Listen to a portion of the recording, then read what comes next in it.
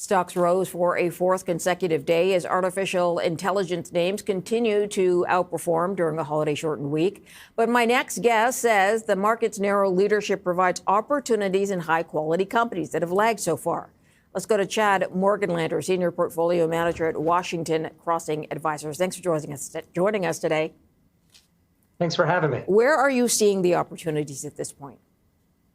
So it's been really a risk-on trade for the last 18 months with more high beta, high volatility stocks in the leadership. Much of that is in lower quality, unprofitable names. Yes, you have a select group of companies like the Mag 7 that have done pretty well, but overall the broader averages have outperformed because of those more volatile names. So we are inclined to go into and to advise investors to go into more high quality, lower volatility names in order to perhaps get a fair or really robust return in 2026. Okay, so the companies you're looking at, the stocks you're looking at, are they sector specific or are they sort of wider across the board? Yeah, they're more factor driven. We're looking for companies that have durable earnings growth, that have a higher return on invested capital and have very little debt. Those companies also, many of them, have a rising dividend overlay on them. And when you put that all together, you really get a lower beta portfolio that is much more consistent in their returns over several market cycles. Okay, so are you suggesting investors pull some money off the table for tech to put into other sectors, or really just take money they might have sitting to diversify?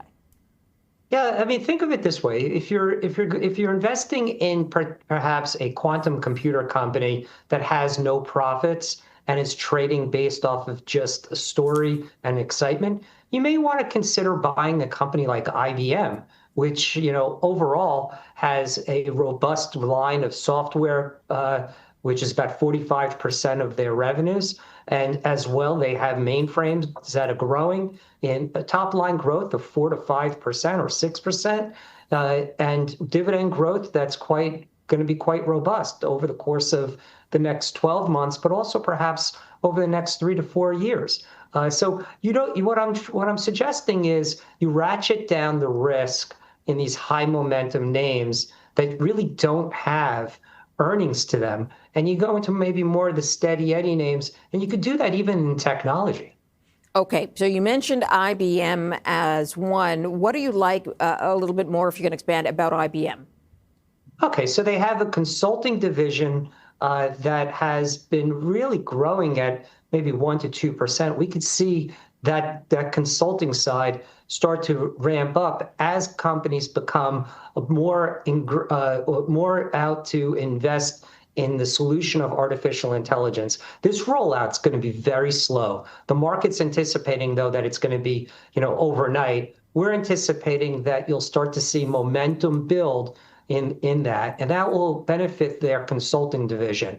Their mainframe division, that may be a cheaper alternative to moving for corporations to moving all of their data off campus, and as well they can ingrain into their mainframe smaller, lighter artificial intelligence models that will be a solution that can be much cheaper alternative to the alternatives that many of these hyperscalers are using or utilize or selling. And then they have that software division that I mentioned that's going to become a much larger piece of the pie. We're anticipating that division to perhaps grow at perhaps between 10 and 12%. So overall, you can get a valuation you can buy a company that has a reasonable valuation, rising dividend, and a sturdy balance sheet. And you can also participate in this megatrend. Okay, Cisco is another name you like. What do you like about Cisco? Wow, Cisco was a darling during the dot-com era. This company now is trading roughly about 15 times EV to EBIT. Its growth rate is anticipated to be around 6%. Anything north of 7 or 8% in a consistent manner, you can see the stock price go higher. as well as multiples expand. A couple of reasons for that. One, just their very basic switch router business, campus. There's going to be a campus refresh. Basically, companies are going to have to refresh their backbone in order to be able to handle all the data that's coming from this next generation solution with artificial intelligence.